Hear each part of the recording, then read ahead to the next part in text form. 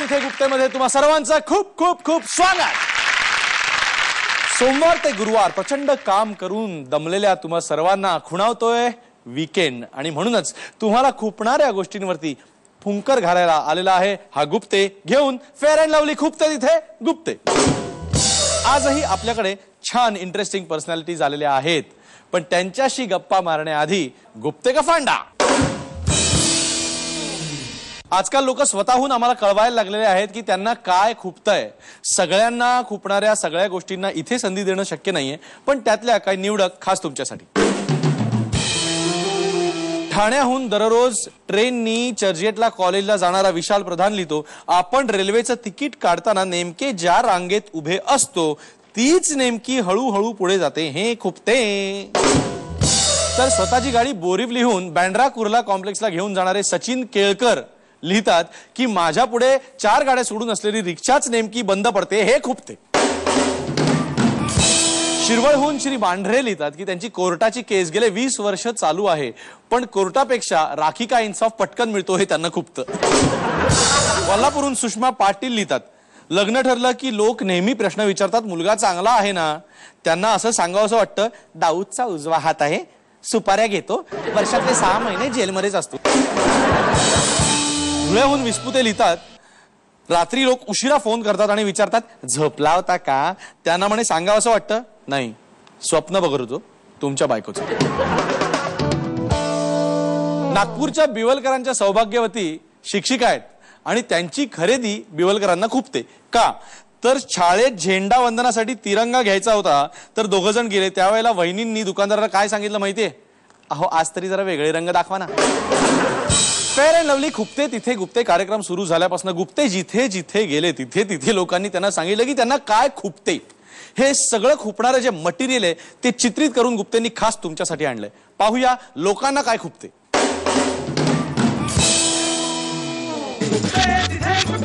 Light bill पूर्वी 250 रुपये यायचं, आता 750 रुपये येतं, त्यामुळे मला खुपतं आहे।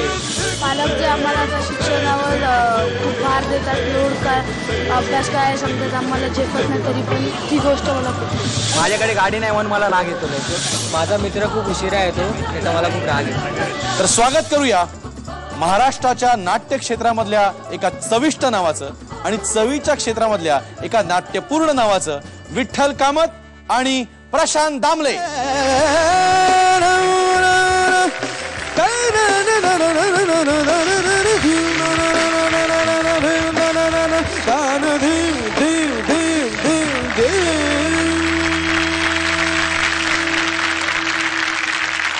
Fair and Lovely Khupte Tithe गुप्तेमध्ये विठ्ठल कामत साहेब तुमचं खूप खूप स्वागत आणि प्रशांतजी दामले तुमचं देखील खूप खूप स्वागत। नमस्कार। आपल्या लाडक्या रसिकांना सांगतो की विठ्ठल कामत हे पहिलं मराठी नाव आहे जे 5 स्टार हॉटेलचे ओनर आहेत।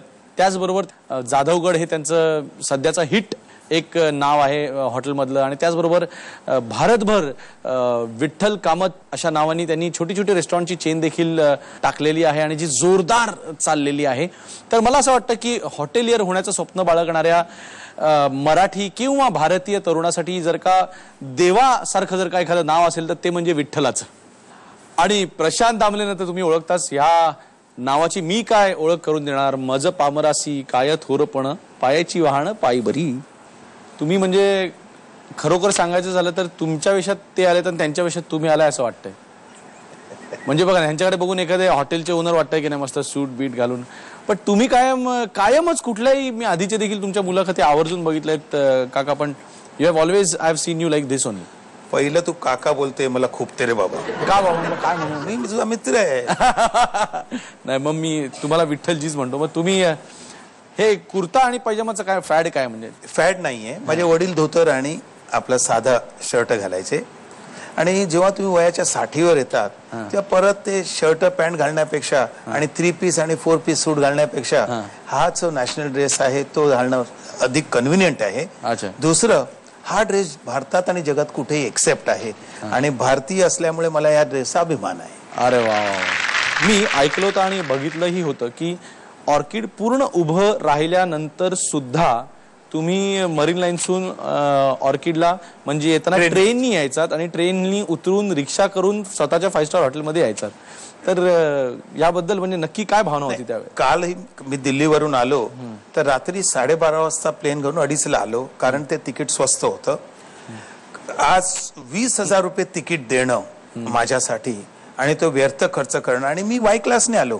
कम्फर्टेबल जेव्हा पाहिजे, माझी एक उशी घेऊन जातो, त्यामुळे मला ऑटोमॅटिक फर्स्ट क्लास मिळतो 250 रुपयात, आणि ते काय माझ्याबरोबर ती उशी असते. महत्वाचं काय साहेब, आपली गरज भागवणं हे महत्वाचं आहे, पण त्याच्यानंतर चोचले पुरवणं हे नाही, कारण मी बँकेचे अजूनही पैसे द्यायचे आहेत. जेव्हा तुम्ही कोणाचे देणेकरी असता, ते पूर्ण झाल्यावरती आपण आपला स्वतःचा विचार करू शकता. ओरिसामध्ये माझ्या ड्रायव्हरने सांगितलं, साहेब एक्सचेंजर नावाची गाडी घ्या. म्हटलं बाबा कितीला आहे? तो म्हणाला 28 लाख. म्हटलं मला बाबा 3 लाखाची गाडी पुरे, 28 लाखाच्या गाडीचा काही जरूर नाही. आणि खरोखर if you are a brand, you don't need a brand to show. क्या बात आहे, क्या बात. प्रशांतजी, खवय्ये कसं काय चालू? जोरात बघ ना तब्येत. अरे सॉलिड. म्हणजे मला तर ना कधी कधी असं जाम तुमचा हेवा वाटतो. म्हणजे तुम्ही घरी जेवता का नाही जेवत? 3 दिवस मी बाहेर जेवतो, म्हणजे शूटिंग जे असतं ना ते बाहेर जेवतो, बाकी सगळं घरात असतं. तुमची ओळख आहे ना एकमेकांची? म्हणजे काय साहेब देतो त्याला मी ओळखतो. साहेबांच्या पावगावर पाव टाकून मी चाललेलो आहे मेहनतीच्या बाबतीत. का मला वाटलं तुम्ही पण एखादं रेस्टॉरंट? नाही, मेहनतीच्या, अपार मेहनत आणि फोकस्ड काम. इस सेहत का राज क्या है प्रशांत जी? सेहत का राज म्हणजे प्राणायाम, सूर्यनमस्कार, आणि माझे एक वैद्य ओळखीचे आहेत सुयोग दांडेकर म्हणून. अच्छा. त्यांचं एक थोडंसं मी मार्गदर्शन घेत असतो. ओम विलोम जर आपण केला ना, तर आपला बायपास जो आहे तो पण आपण विलंबू शकता. ओम विलोम इज व्हेरी व्हेरी इफेक्टिव्ह. अच्छा. आणि म्हणूनच भारतीय ह्या ज्या गोष्टी आहेत भारतात, जसं मँगनीज आणि ओर्स भारतात होतात, जातात जपानला, स्टील बनून येतं आणि आपण 10 पट किंमत देतो. करेक्ट आहे. जे आहे आपल्याकडे जे आहे त्याची आपल्याला किंमत नाही, हेच सगळ्यात जास्त खुपतं आपल्याला. प्रश्नच नाही. प्रशांत जी, आता आपण तुम्हाला खुपणाऱ्या गोष्टींबद्दल येऊया. खुपते तिथे गुप्ते. मला सांगा, इतका चांगला आवाज, इतका तयार गळा, पण गायक म्हणून करिअर थोडं घडलं नाही, हे खुपतं का? मला खूपच नाही, पण खंत वाटते. कारण कसं आहे की जेव्हा नाटकाला सुरुवात झाली ना, नाटक आणि गाणं एकत्र जाऊ शकत नाही. म्हणजे शिकलेला गळा, ऍक्च्युली माझा शिकलेला गळा नाहीये. जो काही गळा चालू आहे तो नाटकामुळेच चालू आहे. सुंदर चालू आहे आणि फार चांगला चालवतो तो. हे अशोक पत्कींची कृपा आहे आणि माझे मित्र सुधीर बड यांची कृपा आहे. कारण प्रत्येक नाटकात गाणी त्याने टाकली आणि सगळ्या लेखकांची कृपा आहे. बरोबर आहे. सगळ्या नाटकात गाणी होती. अशोक पत्कींनी मला, म्हणजे अशोक पत्कींकडे मी 73 गाणी गायलोय आजपर्यंत. कुठल्याही कलाकाराने, गायक कलाकाराने गायली एवढी गाणी नसती. एवढी गाणी अशोक पत्कींनी मला दिली. त्यामुळे नाटक आणि गाणं एकत्र जाऊ शकत नाही. कारण नाटकात आवाज आता वापरून वापरून थोडासा बोथट होतो. बरोबर आहे. त्यामुळे ते 2 गोष्टी एकत्र जाऊ शकत नाहीत. त्यामुळे दोन्ही गोष्टी चालू होत्या. जे गाडं पुढे जाईल किंवा जे घोडं पुढे जाईल त्या घोड्यावर बसून पुढे जायचं असं ठरवलं होतं सुरुवातीच्या काळात. करेक्ट. ते हे घोडं पुढे गेलं, त्यामुळे गाण्याचं जे घोडं आहे ते बरोबर धावतंय. नाही, पण जर का आयुष्याची टेप रिवाइंड केली आणि परत प्ले केली जर का, आणि ऑप्शन दिलं की आता परत गाणं सिलेक्ट करायचं का नाटक, तर काय कराल? नाही, आता कसं आहे ते कम्पेअर करू शकत नाही मी. काय नाटक आणि गाणं, आता मला दोन्ही आवडतं. त्यामुळे नाटकात काम केल्यामुळे किंवा नाटकात काम केल्यामुळे माझा आवाज खराब झालेला, अरे अरे अरे उगाच नाटकात काम केलं असं मला चुकूनही वाटणार नाही. कारण मला तिथेही आनंद मिळतो, गाण्यातही आनंद मिळतो. पण रिवाइंड केलं तर मी एकच मागीन की दोन्ही गोष्टी एकत्र कशा चालू राहतील हे बघायचा मी डेफिनेटली प्रयत्न करेन. प्रश्नच नाही. पसंत आहे मुलगी किंवा त्यावेळेच्या तुमच्या चित्रपटातल्या भूमिका खूप चालल्या किंवा हिट चित्रपट होते त्यावेळेचे, पण त्याच्यानंतर तुम्हाला चित्रपट मिळाले नाहीत किंवा तुम्ही केले नाहीत, तर ह्याची हे खुपतं का कुठे? खरं सांगू का, 100पैकी साधारण 20 चित्रपट बरे जर मिळत असतील किंवा चांगले मिळत असतील तर तिथे मारामारी करण्यापेक्षा नाटकात माझं उत्तम चाललेलं आणि मी मेंटली फिट नाटकात आहे, तर मग नाटकात का कंटिन्यू करू नये असं मला एक विचार आला. आणि जर काही चुकत असेल तर नाटकात मी दुरुस्त करू शकतो, तिकडे सिनेमात आपण दुरुस्त करू शकत नाही. नाही, पण तसे प्लस पॉईंट मायनस पॉईंट चित्रपटात पण वेगळे आहेत, लोकांपर्यंत एका वेळेला पोचता येतं असं काही नाही. चित्रपटाला आले तर, नाटकाला सुद्धा आले तर. खुपणारी गोष्ट कुठे आहे माहितीये का, की नाटक बघितल्यानंतर, आत आल्यानंतर जर मला एखाद्या प्रेक्षकांनी सांगितलं नाही नवीन नाटकाबद्दल, ते चांगलं वाईट बरं काय जे असेल ते, तर ते मला खुपतं. अच्छा. म्हणजे आत येऊन प्रेक्षकांनी येऊन सांगायला पाहिजे की बाबा प्रशांत, ह्या नाटकात तुझं हे चुकीचं वाटतंय किंवा ह्या नाटकात हे मला चांगलं वाटतंय. हे जर प्रेक्षकांशी माझा संवाद साधला गेला नाही तर मग मी सुधारू शकत नाही ॲज अ आर्टिस्ट आणि ॲज अ नाटक सुद्धा सुधारू शकत नाही, कारण कुठलाच माणूस इथे 100% परफेक्ट नाहीये. माझ्याही चुका होऊ शकतात, बरोबर आहे, नाही का, सहकलावंतांच्याही होऊ शकतात, पण त्या चुका दुरुस्त करण्याची संधी प्रेक्षक आम्हाला नाट्य कलावंतांना दरवेळी देत असतात. बरोबर. आमच्या कलेमध्ये म्हणजे ज्यावेळेला आपण ह्यांचं नाटक असू दे किंवा आमची गाणी असू दे, तर लोक पावती त्याची घेऊन किंवा न घेऊनच देतात थेट. पण एक तुमच्या हॉटेलमध्ये एक छान सुविधा असते, ऑर्किडमध्ये आल्यानंतर कायम ते एक स्लिप सगळ्यात छोटी बिल दिल्यानंतर आणून देतात की तुम्हाला काय खुपलं म्हणणं. ते आमची कल्पना पण आमची त्याच्यावरूनच घेतलेली आहे खरं. पण असावंच. Feedback breakfast for champions. अच्छा. आणि त्यामध्ये मला कधी खूप जेव्हा लोक खोटं लिहितात किंवा खोटी स्तुती करतात, त्यांनी मनापासून लिहावं आणि जे काही बरं वाटेल प्रशांतने सांगितल्यासारखं, त्यामुळे आपल्याला सुधारायला वाव मिळतो. कारण आपण काही 100% परफेक्ट नसतो आणि त्यांच्या जेवढ्या अपेक्षा तुम्ही पूर्ण करू शकाल तेवढा आपल्याला आनंद द्विगुणित होतो. विठ्ठल कामत हे नाव आता केवळ हॉटेल म्हणजे मराठी माणसासाठी केवळ हॉटेलियर किंवा असं राहिलेलं नाही, तर एक लेखक, साहित्यिक आणि त्या पलीकडे जाऊन एक विचारवंत म्हणून देखील तुमचं प्रोफाइलिंग सगळीकडे आहे. तर मी पहिल्यांदाच विचार की आजच्या तारखेला समाजामधल्या खुपणाऱ्या गोष्टी तुम्हाला. सगळ्यात महत्वाचं म्हणजे मी जगभर फिरत असतो हॉटेलसाठी, पर्यावरणासाठी. मला सगळ्यात खुपणारी गोष्ट तेव्हा म्हणजे भारताला, भारतीयाला आणि भारतीय माणूस प्रत्येक व्यक्ती स्वतःला कमी लेखते हे मला फार खुपतं. म्हणजे तुम्ही आता जे बोलात कमी लेखतो, आता ओबामा जेव्हा आता येऊन गेले तेव्हा BMCने 24 तासात 35 किलोमीटरचा रस्ता व्यवस्थित केला. किती? 35 किलोमीटरचा रस्ता. म्हणजे आपल्यात ॲबिलिटी आहे.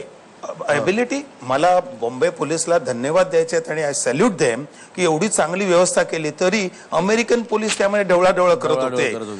आमच्या राज्यात, आमच्या देशात, आमच्या प्रांतात आम्ही आपलं स्वागत करतो. आपण अतिथी देवो भव, आम्हाला जबाबदारी माहिती आहे. आपण जाऊपर्यंत तुमचं प्लेन आकाशात अमेरिकन एअरस्पेस पे जाऊपर्यंत जबाबदारी आमची आहे. आणि जसे आपण आलात त्या one piece you will go back. समाजातल्या गोष्टींच्या खुपण्याबद्दल आपण बोलतच राहू, पण तुमच्या स्वतःच्या आयुष्यातल्या, कारण मी इडली ऑर्किड आणि मी त्या पुस्तकापासून मी सुरू करणार आहे की आता सन्मान नाही, सत्कार नाही, हे कुठेतरी खुपतं का? कधीच नाही. एक गोष्ट खुपते की कुठल्याही घरात भावाभावांची किंवा बहिणी बहिणींची तुलना करता कामा नये. आणि जेव्हा तुलना होते तेव्हा प्रत्येकामध्ये थोडासा मत्सर निर्माण होतो. हा मनुष्य स्वभाव आहे, प्रश्नच नाही. परंतु आज तुम्ही ज्या वयात आहात, म्हणजे आज मी प्रत्येक माणूस एक ट्रान्झिशन त्याच्या विचारांचं होत असतं. अग्रेशन असतं सुरुवातीला, आपण माणूस एक धडाडीनी करायला म्हणून जातो. जसजसं वय वाढत जातं तसं एक सौम्यपणा येतो आणि मग इतर गोष्टींची व्हॅल्यू कळायला लागते. आज तुम्ही जे केलेलं आहे हे तुमचं स्वतःचं आहे. तुमच्या शून्यातनं उभं केलेलं सगळं मोठं विश्व तुम्ही एवढं केलेलं आहे. शून्य नाही, -282 करोड.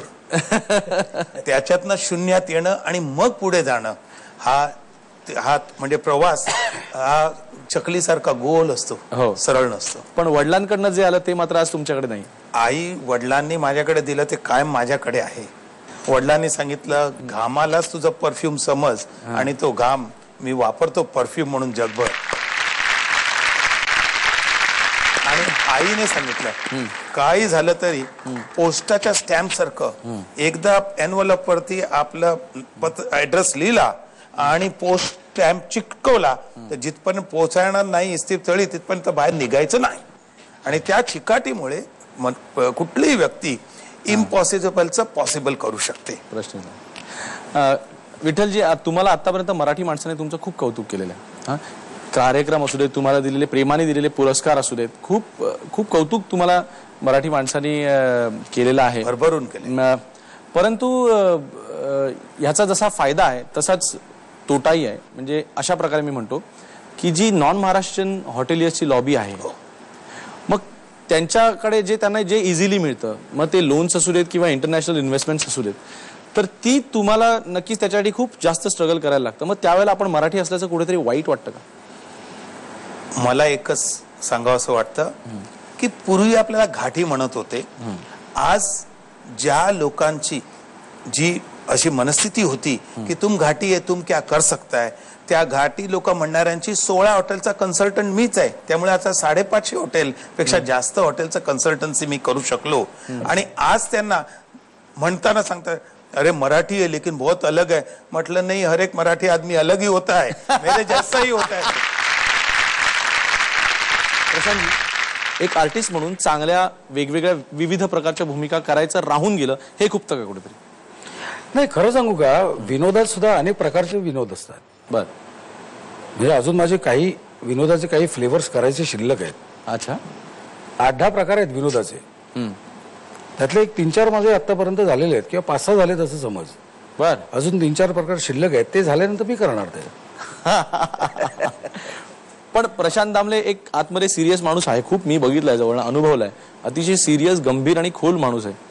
मग एखादं दुःखी गाणं आम्हाला ऐकायला आवडेल तुमच्याकडे. सिरियस अरे बापरे. एकदम Serious serious. Serious serious. Serious गाणं हसत मुखाने. हो. वा. म्हणजे ते वाटता कामा नाही सिरियस आहे असं. Yes please. रंग और नूर की बारात किसे पेश करूं, ये मुरादों की हंसी रात किसे पेश करूं, साथ है ना? किसे पेश करूं. रंग और नूर की बारात किसे पेश करूं, ये मुरादों की हंसी रात किसे पेश करूं, किसे पेश करूं.